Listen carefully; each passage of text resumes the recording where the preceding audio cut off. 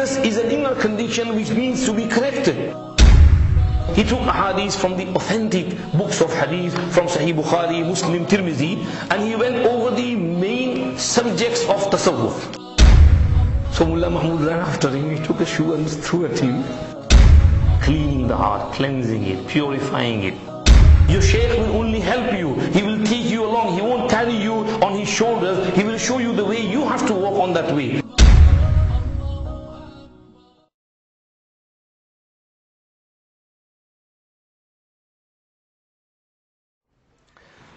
Hazrat started his early education very young age. Hafiz al-Quran, very intelligent person. From his childhood he was very well behaved and punctual of his Sawm and Salah. He went to Darul Deoband at the age of 15, stayed there for 5-6 years and studied with utmost attention. और जब हजरत फारिग हुए हैं, when he was becoming graduate, Darul Deoband decided that year to put a turban on the graduates. I mean, before that there was no system of tying a turban on the graduates. So that year there were 14 students and they decided that the turban bante hain. So Hazrat Maulana Ashraf Ali Thanwi and his friends got together and they said that, we are not worthy of this. यार हम तो बहुत नालायक थे, Nahal हैं, और हम लोगों को सर पे पगड़ी बांध दी और फिर बाहर जाएंगे तो लोग हमको देखकर हंसी करेंगे, दारुल की मजाक उड़ाएंगे कि ये कैसे लोगों को इन्होंने फारिग कर दिया, जिनको कुछ आता जाता है नहीं, तो हमारे जरिए दारुल का नाम बदनाम होगा, तो हमने we don't want this. So they said that who will speak to the Asatiza. Maulana Yaqub Sahib was the Sadar Mudarris, the first Mudarris at that time. The original first Mudarris was Mullah Mahmud, and his first student was Sheikhul Hind Maulana Mahmud Hassan Deobandi. Mullah Mahmud himself was a very calm person, बहुत Sufi बुजुर्ग थे. Hazrat Maulana Qasim Nanotwi told him that you start under this pomegranate tree, teaching one teacher, one student, Mullah Mahmud and Maulana Mahmud Hassan. So normally he was very calm, but as the madrasa progressed and students start coming, so once there were some students and one of the students annoyed Mullah Mahmud. Just remember this Latifa from Hikayat-e Aslafi Deoband. So Mullah Mahmud, normally a calm person, but the student annoyed him and Mullah Mahmud got angry and he stood up to smack him, and the student somehow ducked and he missed. So Mullah Mahmud ran after him, he took a shoe and threw at him. So Maulana Qasim Nanotwi was watching and he said, भाई हमने ये सोच रखा था कि मुल्ला महमूद में अनासिर अरबा में से सिर्फ 3 उनसुर हैं, आज पता चला कि चौथा उनसुर नारी भी उनमें है. That a human being is made of 4 components: आबो आतिश खाको बाद, water, air, mitti, soil and fire. So today we have found out that we thought that Mullah Mahmud had only 3, but the 4th one, fire, is also in him. Anyhow, Mullah Mahmud was the first Mudarris. After that, Maulana Yaqub was the Sadr Mudarris at that time. So Hazrat Maulana Ashraf Ali Thanwi approached and he said that, we are not worthy of this. तो हमको ये पगड़ी मत पहनाओ, अल्लाह के वास्ते मदरसे की बदनामी ना हो. But Hazrat Maulana Yaqub Sahib said, go, तुम्हारा ये एहसास अभी अच्छा है, लेकिन इंशाअल्लाह यही तुमको आगे परवान चढ़ाएगा, और जब तुम जाओगे तो बाहर तुम होगे और तुमसे खूब फायदा होगा, फैलेगा. So that was the first instance when the pagadi was tied on the graduates at that time. Hazrat Maulana Ashraf Ali Thanwi Rahmatullah Alayhi went to Kanpur, like Mufti Abdul Rahman explained. 14 years he spent there, and then under the instruction of Hazrat Haji Sahib, his Sheikh, he came to Thana Bhavan and he started his work over here. And Hazrat passed away in the year 1943. So this is a little bit about the author. And the subject about which this book is tasawwuf. Tasawwuf क्या है? Tasawwuf न सूरत का तसन्नुअ है, न सीरत का तकल्लुफ है. तसव्वुफ न सूरत का तसन्नुअ है, न सीरत का तकल्लुफ है. खुदी खुदा से झुके, बस यही तसव्वुफ है. खुदी खुदा से झुके, बस यही तसव्वुफ है. किसी से मैं ये क्यों पूछूं तसव्वुफ किसको कहते हैं, किसी से मैं ये क्यों पूछूं तसव्वुफ किसको कहते हैं, खुद अपने दिल को देखा और समझा इसको कहते हैं, खुद अपने दिल को देखा और समझा इसको कहते हैं. Why should I go around asking people what tasawwuf is? I look down in my heart and I realize that this is tasawwuf. Cleaning the heart, cleansing it, purifying it. If your heart is clean, pak, Allah subhanahu wa ta'ala said, إِلَّا مَنْ أَتَى اللَّهَ بِقَلْبٍ سَلِيمٍ. On the day of Qiyamah, such a person will attain salvation who comes with a heart which is salim, salamati wala dil lekar aaye. Ibrahim alayhi salam के बारे में अल्लाह ने कहा इद जा रब्बहू बिक़ल्बिन Salim. Ibrahim alayhi salam had a sound heart, उनका दिल बहुत सलामती वाला था. तो तसव्वुफ से मकसद ये है दिल को सलामत करना. Hazrat Mufti Sahab yesterday in his discourse in London explained tasawwuf really nicely, beautifully. Maybe he might do the same today as well, so I don't want to go down that line too much. But over here in this book, we come to the third point of the book. This book is At-Tasawwuf, At-Takashshuf an Muhimmat At-Tasawwuf, written by Hazrat Maulana Ashraf Thanwi rahmatullahi alayhi. There were two books. Another one was At-Tasharruf bi-Ma'rifati Ahadith At-Tasawwuf. So both of them have been combined to some degree, and the ahadith have been taken, and from there many masail have been taken out. It was in Urdu. The translator is Sheikh Yusuf Talal de Lorenzo. He lives in Virginia, USA. He studied under Allama Yusuf bin Nuri rahmatullahi alayhi in Bin Nuri town. And in 1975, Hazrat Maulana bin Nuri rahmatullahi alayhi instructed him to translate this book. And he did so.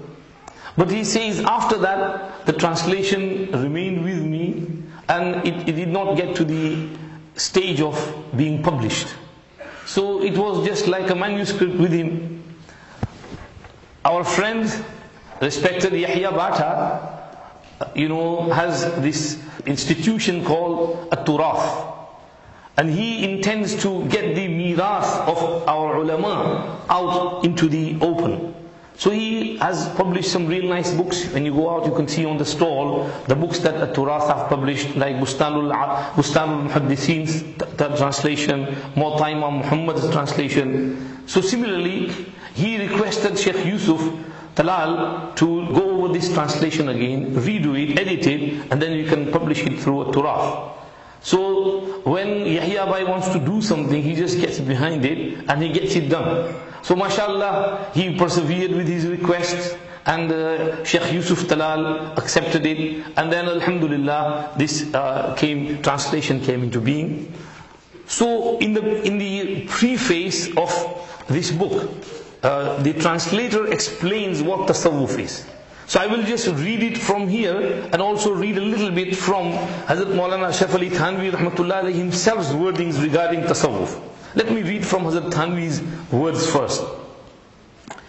Hazrat Maulana Ashraf Ali Thanwi rahmatullah alayhi writes, it is essential that all Muslims, having seen to the correctness of their beliefs and practices, meaning the outer conduct, also attend to the correctness of their inner conduct. Countless Quranic verses and ahadith prove conclusively that this is also essential. Though many of those who attend only to the external are heedless of this matter, certainly everyone knows that the Quran and Sunnah contain mention of the virtues of things such as abstinence, meaning zuhud, contentment, meaning qana'at, humility, tawadu', sincerity, ikhlas, patience, sabr, gratitude, shukr, love for the divine, yani Allah se muhabbat karna, acceptance of fate, taqdeer par razi rehna, trust, tawakkul ala Allah, and so forth. So ye sab jo hain shariyat mein recommended hain. Indeed, the Muslim is encouraged by these texts to acquire these qualities and to avoid their opposites. such as greed, meaning lalach, hirs, pride, takabbur, fakhr, badai, hypocrisy, nifaq, rancor, bughz, dil mein mail rakhna, keena rakhna, lust, shahwat ke piche piche padna, jealousy, hasad, and so forth. Then can there possibly remain any doubt as to the command or prohibition of these matters by the Sharia? This is what is meant by the reformation of the inner conduct. This is the primary goal of the Sufi way. It also happens to be an indisputable obligation. This is what Hazrat Thanwi rahmatullahi alayhi writes with regards to tasawwuf.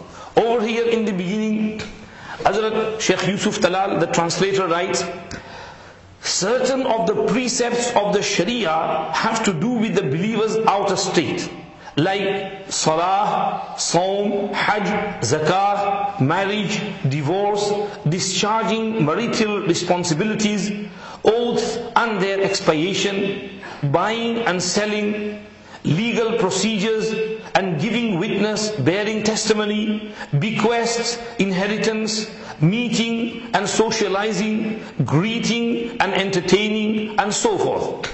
Knowledge of these matters is termed as fiqh. We can call it sharia. This is the outer aspect which we need to keep correct and look after carefully. Certain other matters have to do with the inner state, such as one's love for the Almighty Allah subhanahu wa ta'ala, awe of Him, Allah ka khauf rakhna, remembrance of Him, Allah ka zikr karna, acceptance of His decree, or one's decreasing love for the worldly, dunya se muhabbat na rakhna, zuhud karna, or lack of greed, lalach khatam karna, or being conscientious in worship, dhyan se ibadat karna, or sincere in religious matters, ikhlas se pesh ana, or one's lack of contempt for others, or lack of conceit, or having control over one's temper, and so on. These matters are termed as suluk, or the inner conduct.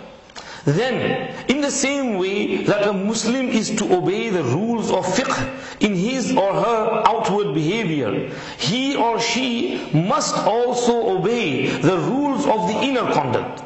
Moreover, it is usually as a result of some inner imbalance that irregularities occur in one's behavior or practice of Islam. For example, a decrease in the love of Almighty Allah subhanahu wa ta'ala might result in a lack of attention to daily prayers, or to one's saying them hurriedly and in a rushing manner.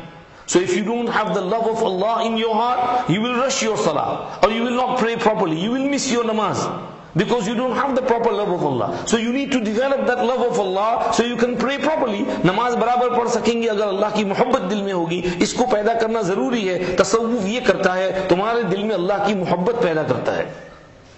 Likewise, as a result of avarice, one might not give zakah or go on hajj.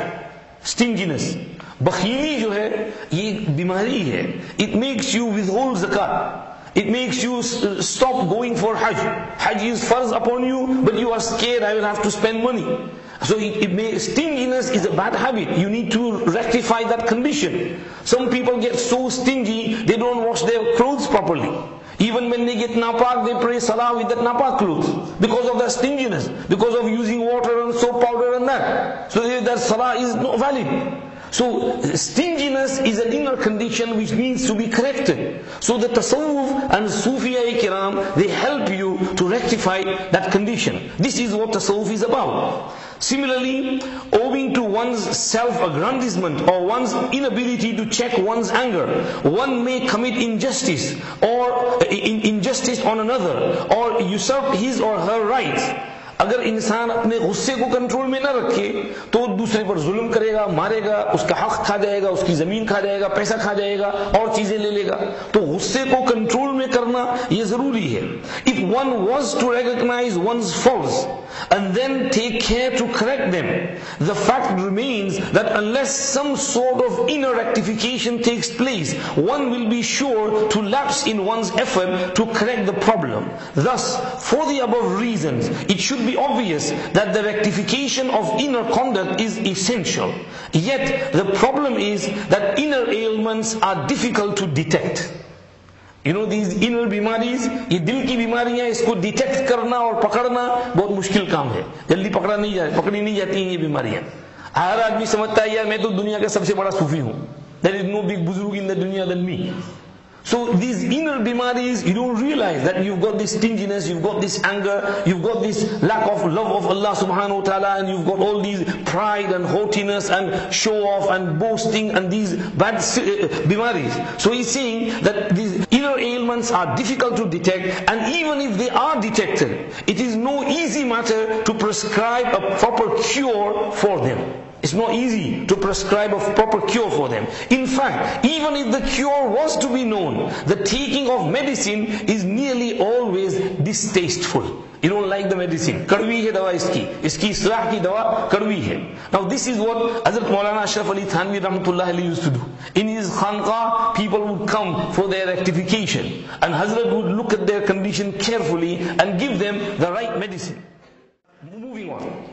What this book is about, because it's got about 330 ahadith, and Hazrat takes masail of tasawwuf from hadith.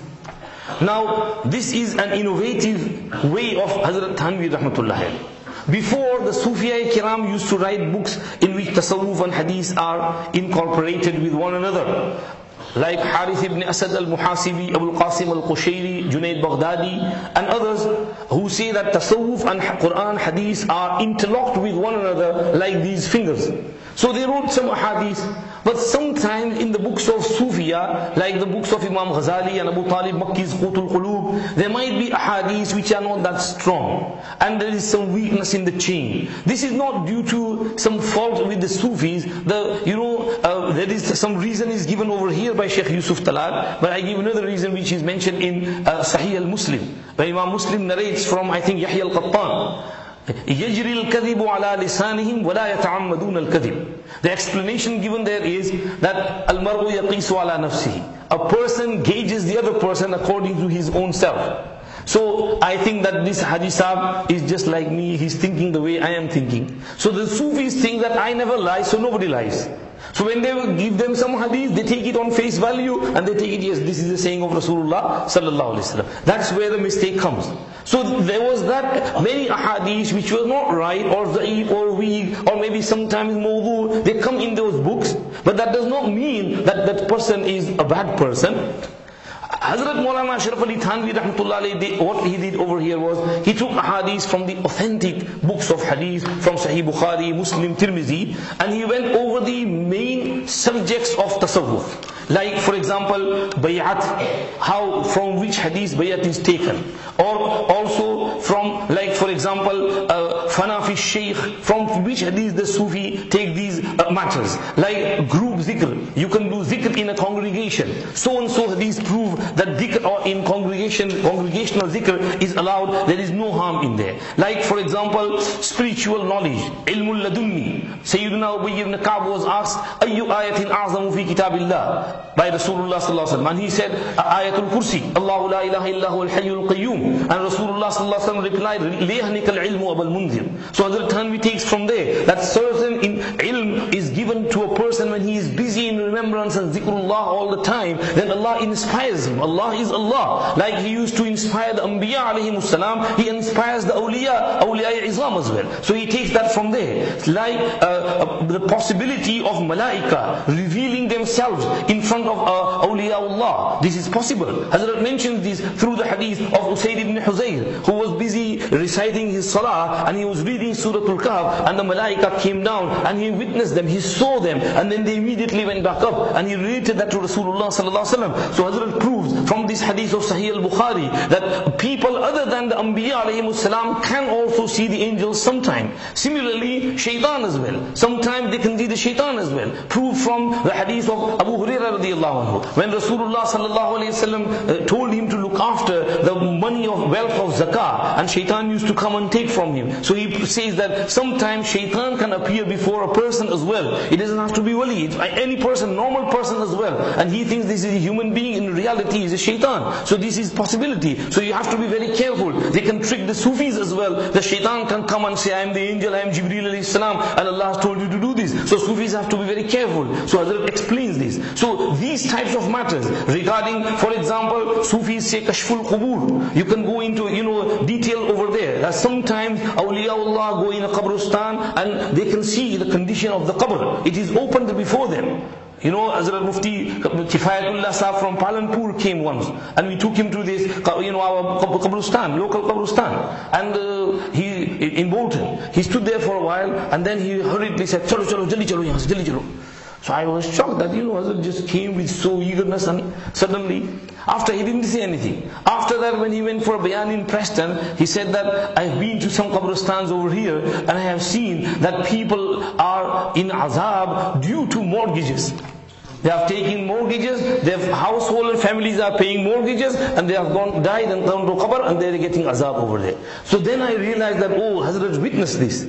And this is how sometimes this condition is opened up. And Hazrat explains this through the hadith of that Sahabi who was once, who erected a tent upon a place, and he didn't know that there's a grave over there. But when he was about to lie down, he heard the person in the qabr reading Surah Tabarak al-Lazi biyadihi al-mulku wa huwa ala kulli shay'in qadir. So he came to Rasulullah sallallahu alaihi wasallam and related this, and Rasulullah sallallahu alaihi wasallam said, hiya al-mani'a, hiya al-munjiya, tunji min adabillah. So this explains that sometimes you can know the condition of the person who is inside the qabr. Similarly, Hazrat mentions that the adab and etiquette of those who have passed away is similar to the adab of those who are alive. Like if you're a sheikh, you used to go in his company, benefit from him, and you used to sit at a distance from him. Similarly, when you go to his qabr, then you should also show that respect as well. He takes it from the hadith of Aisha radiallahu anha, that when Abu Bakr, my father, and Rasulullah sallallahu alaihi wasallam were buried in my house, I would go in that room casually. But when Umar was buried over there, I would not go in that room without covering myself properly due to the respect of Umar radiallahu anhu. So this shows that even after the death of a person, you should show them the respect that they are owed. So this is in the way which Hazrat explains. Like for example, explaining tasarruf, that sometimes tasarruf, Sufi kiram look at the person and they attention, and due to their tawajjuh, the person's condition can be changed if Allah wills, with the will of Allah. So Hazrat explains that through the hadith of Muslim, Ubay ibn Ka'b radiallahu anhu, he had some ishkal and i'tiraz upon the hadith of sab'atu ahruf, and Rasulullah sallallahu alaihi wasallam said his recitation is right as well and your recitation is right as well. So he thought to himself, how can both be right? And suddenly something happened to him. So Rasulullah sallallahu alaihi wasallam placed his hand on his chest, and suddenly all those ishkal and objections just faded away, and he says, it was as though I could see the arsh of Allah before my eyes, and my condition completely changed. So this is from there. Hazrat says tasarruf can be taken from that hadith. Rasulullah sallallahu alaihi wasallam did something and changed his condition. So there is possibility, but only by the will of Allah. This is why when there is no will of Allah, they can't change the condition. Like for example, Abu Talib's case. Rasulullah is sitting over there. He's urging him to say kalma la ilaha illallah, but Abu Talib did not say it. So his tasarruf did not work over there because he was not the will of Allah subhanahu wa ta'ala. So Hazrat keeps the balance and explains that over here. Similarly, many other masail like fana fi shaykh. Hazrat Umar's hadith, la anta ahabbu ilayya min kulli shay'in illa min nafsi. And Rasulullah sallallahu alaihi wasallam said, la ya Umar, hatta akuna ahabba ilayka min nafsi. And he said, ya Rasulullah, al-an anta ahabbu ilayya min nafsi. And Rasulullah sallallahu alaihi wasallam replied, al-an ya Umar, your iman is now complete, O Umar. Similarly, Hazrat goes on to explain the subha. Tasbih, bhai thoda time dena padega. Subha. पूरा करना है, इसको पूरा करना, छेड़ेंगे नहीं, छोड़ेंगे नहीं अभी, 2 minutes do extra. As-subha, tasbih. People say that the Sufis go around with tasbih is bid'ah. Now remember one thing, tasbih for show is bid'ah. It's wrong. Just to show people, like you see people flashy tasbih, just talking and just moving the throat without any zikr. That is show off. That is riyah. That's no good. But if you have tasbih for zikr, then this is zikr of Allah. How can you see it's bid'ah?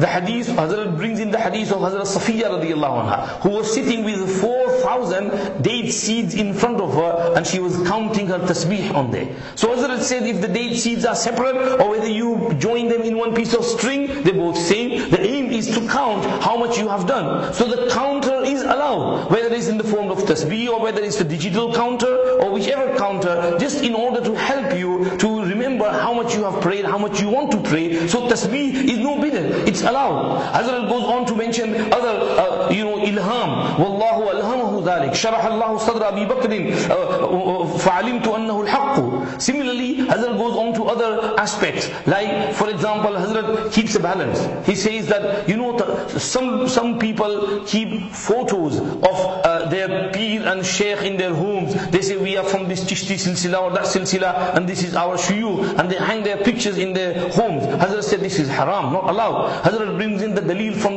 the hadith of Fath Makkah, when Rasulullah SAW went inside Ka'batullah Sharif, and he saw photos of Ibrahim and Ismail, pictures drawn, and they were playing with these arrows. So Rasulullah SAW said this is wrong. He told the person to bring some water and wash all those pictures away. So Hazrat brings that hadith and says that this proves that Sufis don't allow keeping the pictures and photos inside the homes, the veneration of images. Similarly, many other hadith. Hazrat says avoiding debates. Sufis should not debate around with people.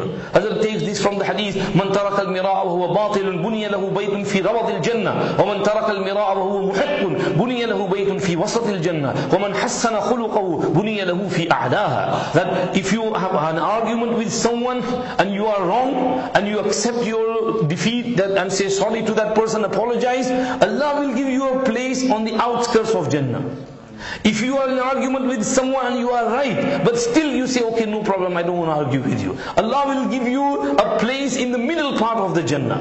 And if you rectify and beautify your conduct, then Allah will give you a place in the loftiest and highest part of Jannah. So this is what the Sufis teach, that don't go around arguing with people, keep your conducts clear. So this is how Hazrat explains. Hazrat explains that the Sufis sometimes can see with the nur of iman from their hearts, and he says this through the hadith, ittaqu firasat al-mu'min fa innahu yanzuru bi nurillah. Hazrat explains that sometimes a person can see at a far distance while he is sitting over here, and some people object upon this. But Hazrat brings the hadith of Umar radiallahu anhu, when he is giving khutbah over here in Madinah Munawwara, and he is speaking to the army many miles away, saying, Ya Sariyah al-Jabal, Ya Sariyah al-Jabal. He could see their condition. He spoke from there, here, and they heard him. And Allah subhanahu wa ta'ala is the one who does. From here, the karamat of awliya can also be explained. That karamat means honor.